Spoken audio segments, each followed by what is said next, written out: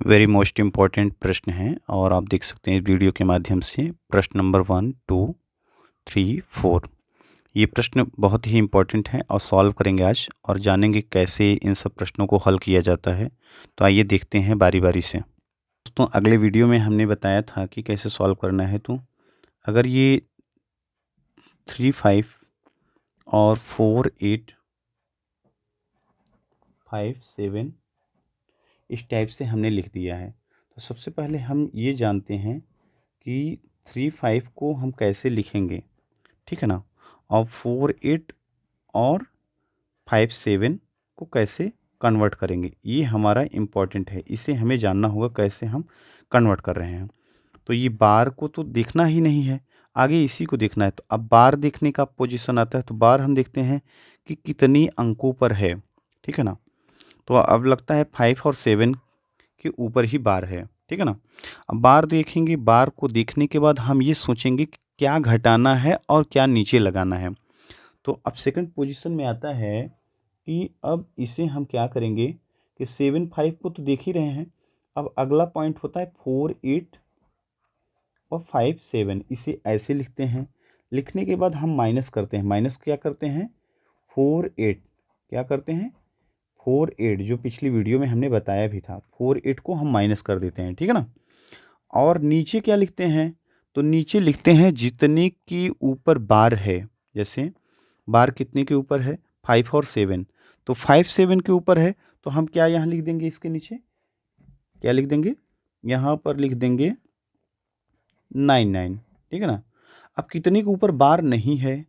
तो बार कितने के ऊपर नहीं है? 4, 8 के ऊपर नहीं है। तो यहाँ क्या लिख देंगे? 00। 00 क्यों बढ़ा है? क्योंकि यहाँ 4, 8 के मतलब दो संख्याओं के ऊपर दशमलव के बाद दो संख्या ऐसी हैं जिसके ऊपर बार नहीं है, तो वहाँ पर क्या बढ़ाया जाता है? 2 जीरो बढ़ा दिया जाता है। अगर जिसके ऊपर कितने संख्या के ऊपर बार है तो दो संख्या, तो वहाँ हमने क्या किया? 99 कर दिया। 99 उसी के अंक के अकॉर्डिंग आया है, ठीक है ना? और कितने के ऊपर बार नहीं है तो वही माइनस करना है। तो ये हमें टॉपिक बेहतरीन तरीके से अगर समझ में आ जाता है, तो यही वेरी मोस्ट इंपॉर्टेंट, यहीं से हमारी कहानी बनती है। हर प्रश्न में ऐसा बनेगा। अगर एक प्रश्न बेहतरीन तरीके से आप कर लेते हैं, तो निश्चित ही ऑल एग्ज़ाम, किसी भी एग्ज़ाम में बैठेंगे, 9वीं से लेके ऑल वनडे एग्ज़ाम से लेके टीचिंग से लेके जितने भी अवेलेबल एग्ज़ाम हैं इंडिया में, सभी एग्ज़ाम में एक प्रश्न आता ही है और सब प्रश्न आप कर जाएँगे। तो अब करना क्या है? अब इसको सॉल्व करते हैं। तो इतना अगर माइनस करते हैं 47 53 से 47 कर देते हैं, तो अब हमारा आंसर क्या आएगा? 48 57 से लेके और 48 करेंगे, तो इसका आंसर आएगा 4809 अपान 9900। अब इसे क्या लिखेंगे? ये ऐसा लग रहा है 16 48 3 त्रिक्का 9, तो इसमें जा रहा है 16 0 3 और अपान में क्या होगा? अगर इसे 3 से काट कर 3 त्रिक्का 9 3 0 0, ये हमारा आंसर आ जा रहा है। अब हमारा पहले से क्या यहाँ पर लिखा हुआ है? 35। तो हम क्या करेंगे? यहाँ पर लिखेंगे 35 और ये क्या लिख देंगे? जो हमारा आंसर आया है, क्या आंसर आया है? 1603 अपान 330। ये हमारा आंसर हो गया। बहुत ही बेहतरीन प्रश्न है, एक नंबर का हर एक एग्जाम में आता है। अब हम दूसरे प्रश्न की तरफ चलते हैं।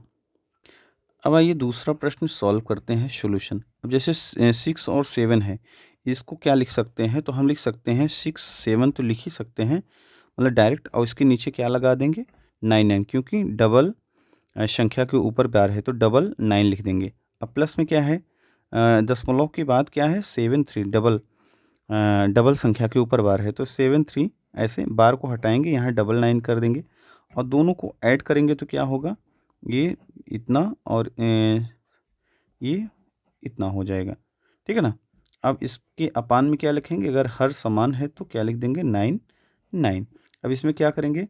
अगर वंजा जाएगा तो लिख देंगे, इसको नीचे लिख देते हैं, 1 यहाँ राइट हो गया और बचेगा क्या? 41 अपान 99। तो इसका आंसर ये। इसकी एक सेकंड और विधि है, हम आपको बताते हैं, टारगेट में फटाफट हो जाएगा।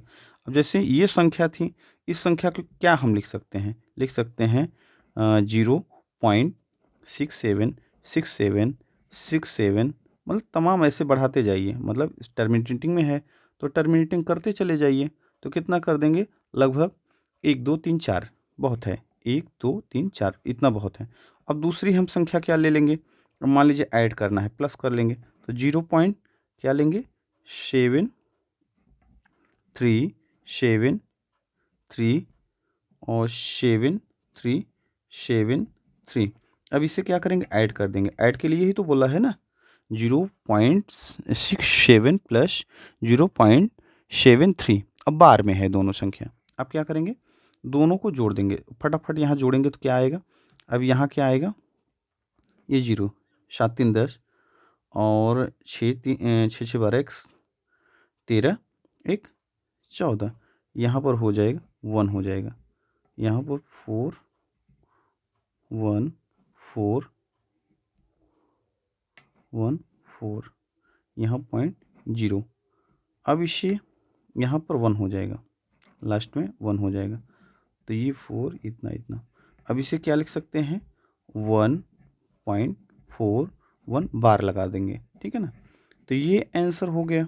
अब इधर क्या हो गया, ये भी एक प्रकार से आंसर, इसे ये लिख सकते हैं आप कि 1.41 बार लिख सकते हैं, क्योंकि ये 99 अगर हट जाता है तो यहाँ पॉइंट हो जाएगा, और ये तो दोनों संख्या क्या है, ये आपस में इक्वल हैं, ठीक है ना।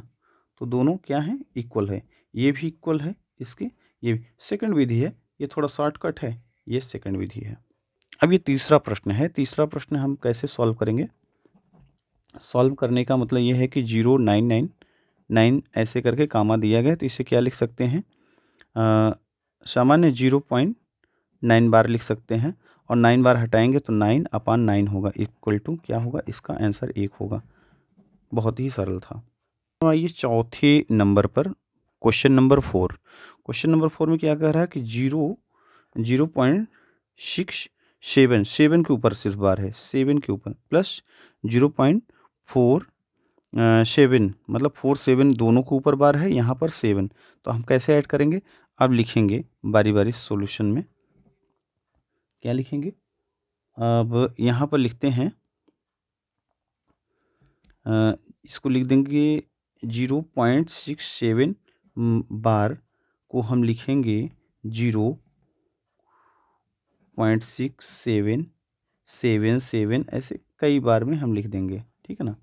मान लीजिए 1 2 3 4 5 6 7 7 लिख देते हैं। अब इसमें भी क्या करेंगे, 0 पॉइंट, यहाँ 0 पॉइंट क्या और दिया है 47 बार, डबल बार है, मतलब डबल संख्या के ऊपर बार है, इसे क्या लिखेंगे, इसे लिख देंगे 47 47 47 47, ठीक है।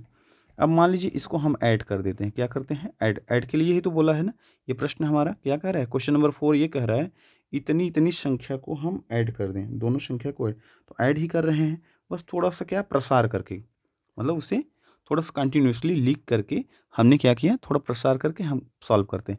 सॉल्व करने के बाद क्या आएगा, यहाँ पर 4 हो जाएगा, यहाँ पर 2 हो जाएगा, यहाँ पर 5 5 2 5 2 2 5, तो ऐसे 1 आ जाएगा, 0.1 आ जाएगा। इसका आंसर क्या होगा, क्या लिख सकते हैं, 1.1 1 तो आ ही जाएगा। अब 5 2 5 2 5 2 मतलब कई बार आया है, ठीक है ना। तो क्या करेंगे, यहाँ पर लिख देंगे 5 2 बार, ये हमारा क्या हो जाएगा, आंसर हो जाएगा।